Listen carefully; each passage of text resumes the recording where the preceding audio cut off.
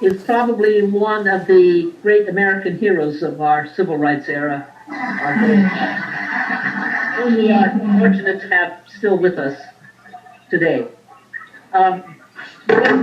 When Nyla starts her presentation, may I suggest that we all go on mute, because there are noises in the background that always interfere somehow or another when it comes to GoToMeeting. So at a certain point, that's kind of noise I mean. We need to let Nyla just have the audience, have the screen for herself, and we'll come back in after she finishes. Nyla, it's my pleasure to introduce you and to turn the screen over to you so that you can now do your presentation, where you can conclude whenever you are ready to do so. Thank you so much, Lee. I do appreciate it. And Lanil has now, I noticed that Lanil has arrived, so we're all set to go. And if everybody would go on mute, we'll be in great shape. Welcome, Dr. Henderson. Thank you for being part of this. Very good. Okay, we forgive the technological question, but do I click this show my screen here? Okay, let me do that. Need to mute themselves. Nobody's Nice to see you, Dr. Henderson. Hello, how are you? Great, thank you. Should I say something? You did a heck of a Okay, job. Really good. Yeah. thank you so much. How to mute people? Good morning, everybody. This is Jack and Jane from Vancouver.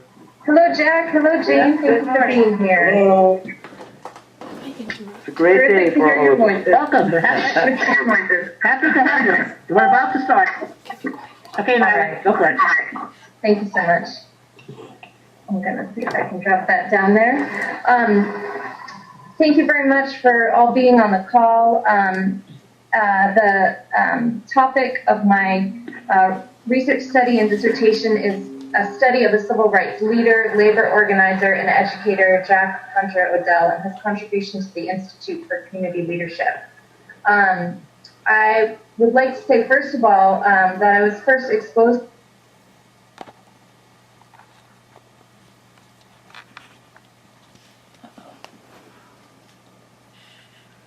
They muted her by mistake. doing a teaching and community organizing training with the Institute for Community Leadership.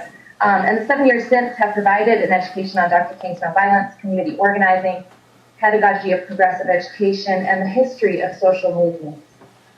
One of the most formative components of this education has been the life and lessons of Jack Odell. Through the diligent integration of Institute students, teachers,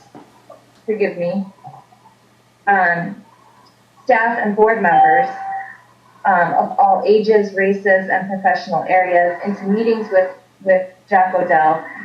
Roy Wilson, who's had over 30 years of mentorship with Jack, has made this connection for dozens of people like myself who have been fortunate to be exposed to Jack's work. Most of these interactions have been at various meetings, strategic sessions, and vision settings. ICL has had nearly 100 days of meetings with Jack Odell since as early as the late 1980s, and over half of these were recorded.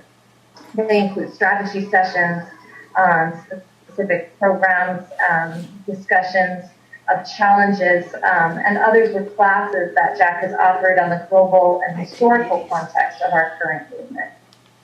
They were almost always intergenerational, interracial, ages ranged from 11 to 85, and forgive me if there's, hopefully everyone can see the front here of the PowerPoint. The technology is a little bit difficult for me. Don't worry about it. You can see it. Okay. Don't worry about it.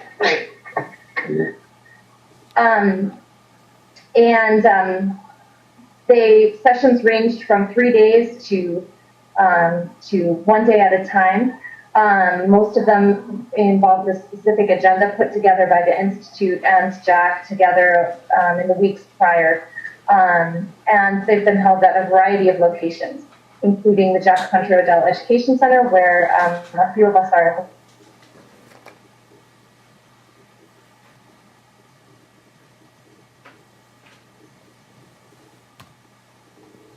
California, and locations in between.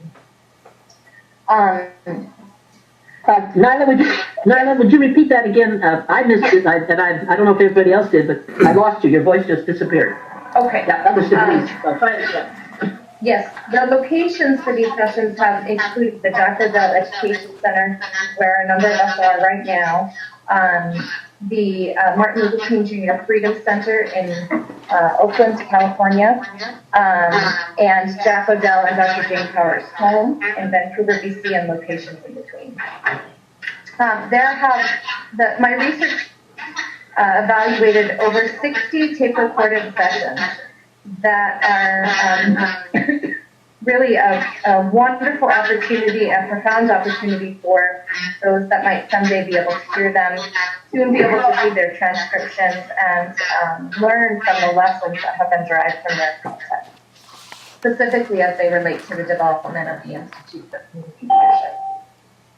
In my research, I've transcribed, categorized, evaluated, and analyzed these learning